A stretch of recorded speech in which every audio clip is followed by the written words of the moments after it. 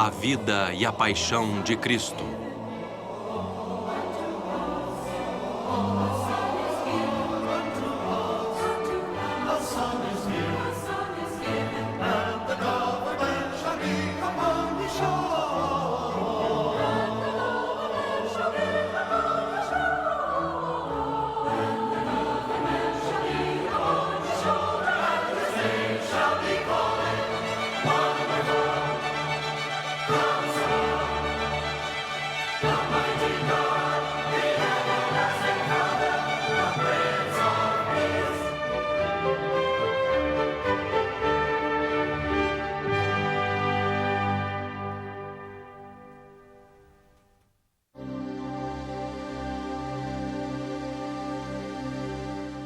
Olá, sou Pat Boone. Há mais de 2000 anos, a história de Jesus Cristo inspira grandes artistas e músicos a criar obras-primas. Levou intelectuais e governantes a debater sua autenticidade e seu efeito na política mundial. Infelizmente, também instigou guerras sangrentas que continuam até hoje. Mas quem foi esse Jesus de Nazaré? Ele realmente existiu? Ele foi mesmo concebido imaculadamente e nascido milagrosamente numa manjedoura em Belém? Ele foi criado como filho de um simples marceneiro para se tornar o Messias? As mesmas pessoas que iam salvá-lo se viraram contra ele e o puniram por heresia? Ele foi mesmo crucificado numa cruz? Mais importante, ele se ergueu dos mortos e apareceu diante de seus apóstolos antes de subir aos céus? A Bíblia nos diz isso, mas a Bíblia foi literalmente a palavra de Deus e pode-se acreditar em sua autenticidade? Vamos descobrir. A Bíblia Sagrada, como conhecemos hoje, foi considerada um símbolo da verdade por séculos. Homens e mulheres lutaram em batalhas ferozes para impedir que corresse perigo. Outros afirmam que a Bíblia os protegeu do mal. Nenhuma outra obra publicada gerou tanta controvérsia na história da palavra impressa. E, incidentalmente, foi também o primeiro livro impresso por Johannes Gutenberg em 1454. E continua sendo o livro mais vendido de todos os tempos, com mais de 5 bilhões de cópias impressas nos últimos 200 anos. Mesmo com este número de vendas astronômico e bilhões de seguidores, o debate sobre a autenticidade da Bíblia Sagrada continua a crescer até os dias de hoje. Então, como podemos separar fato e ficção? Lenda e legado? História e exagero? Nós reunimos cientistas que dedicam o trabalho de suas vidas a estudar e substanciar as afirmações feitas na Bíblia como verdade, Evangelho da Verdade. Há diversos grupos, arqueólogos, historiadores, doutores e especialistas. Vamos conhecê-los. Michael J. Wilkins, PhD, hoje reitor, professor do Novo Testamento, Letras e Literatura da Escola de Teologia Talbot da Universidade Biola. Há muitas descobertas arqueológicas que confirmam as evidências bíblicas. J.P. Moreland, THM, MA, PhD, mestre, doutor, professor universitário, filósofo e autor. Hoje professor de filosofia da Escola de Teologia Talbot da Universidade Biola. A enorme maioria dos estudos arqueológicos, científicos e históricos realmente confirma a Bíblia. Reverendo David Mannock, PhD, hoje pastor associado aos programas e ministérios da Igreja Presbiteriana de Hollywood. Creio que ciência e fé não estão em oposição entre si. Alex F. Matherial, MD, PhD, mestre, doutor, cientista, pesquisador, autor e médico. Hoje especialista em pesquisa na Universidade da Califórnia, Irvine. Não há evidências científicas ou históricas que contestem a Bíblia. John F. Wilson, PhD, autor publicado, arqueólogo e historiador. Atualmente professor de religião, Colégio Silver de Letras, Artes e Ciências na Universidade Pepperdine. Nós podemos, de fato, olhar para a porta, olhar para as pedras, olhar para a história ou lidar com fatos reais. Paul L. Meyer, PhD, doutor, autor, arqueólogo e historiador. Hoje professor de religião na Faculdade de Letras, Artes e Ciências da Universidade Pepperdine. Muitas coisas já foram fornecidas a nós em registros históricos além da Bíblia, nas evidências arqueológicas além da Bíblia e nas considerações geográficas que podemos encontrar lá, que nos mostram que a fé tem uma base intelectual muito sólida.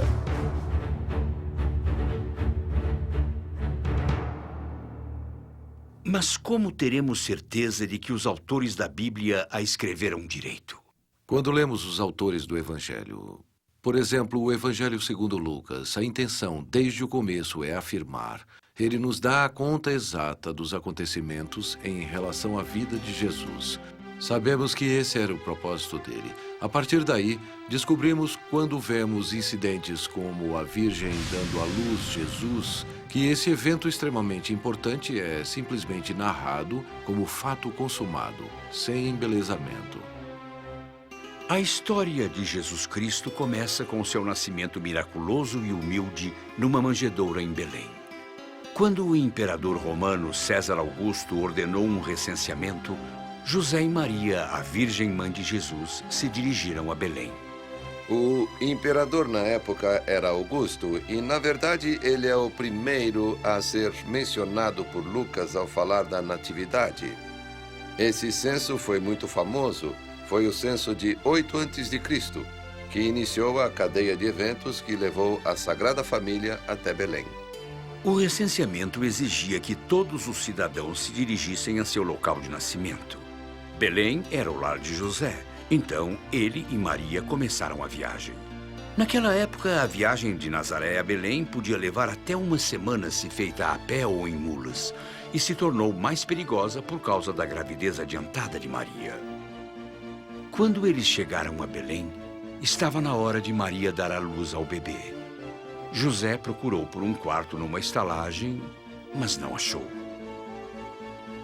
De acordo com um dos padres mais antigos da igreja, ele conhecia Belém e conhecia a manjedoura. Então ele disse que Jesus nasceu em uma gruta ou numa caverna, ou coisa parecida. Então foi em uma dessas grutas que Jesus nasceu.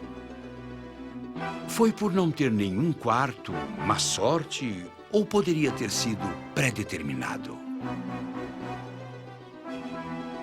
O que é interessante no nascimento de Jesus é que até a localização foi predeterminada no livro que Miqueias escreveu antes, onde estava o lugar onde Jesus teria nascido. E naquela noite em Belém, Jesus nasceu.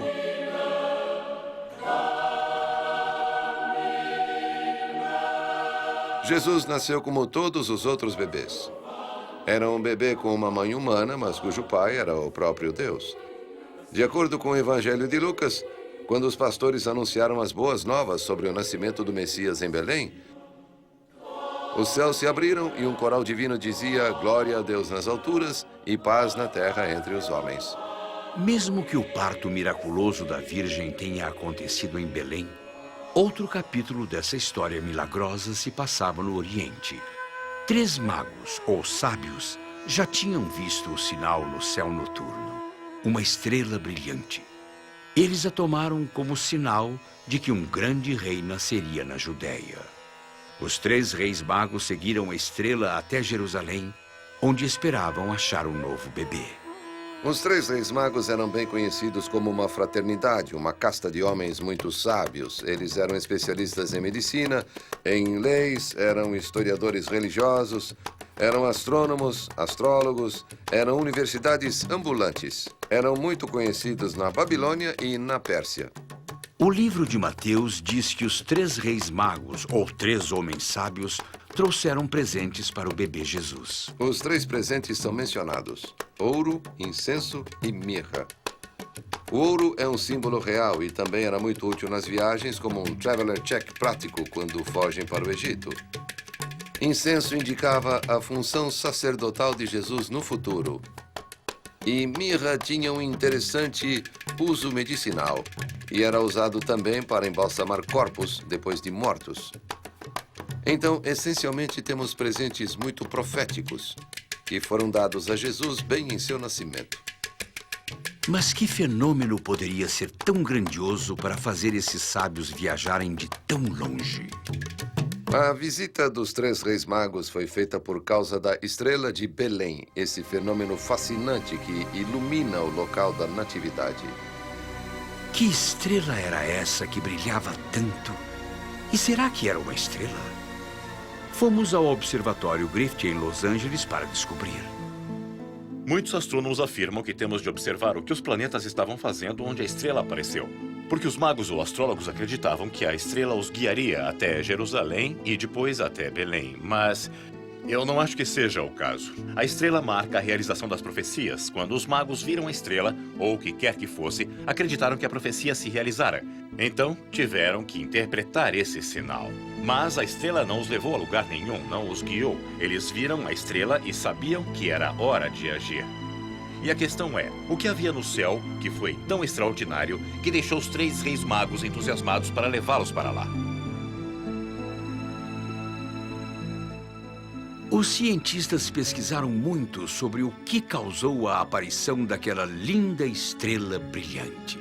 Talvez tenha sido uma supernova ou um cometa. Registros antigos de astrônomos chineses não mostram nenhuma explosão de estrela durante o nascimento de Jesus. E os 3 reis magos teriam interpretado um cometa como um sinal de algum desastre iminente, não o nascimento do Salvador. Então, sobrou aos astrônomos uma única conclusão. Para identificar a estrela que os 3 reis magos viram, temos que olhar para o céu como os 3 reis magos olharam. Então, você me diz quando Jesus nasceu e eu coloco no computador e vejo como estava o céu. Se você olhar para a estrela de Belém, o que você provavelmente vai ver é uma conjunção de planetas. É um planeta passando perto de outro.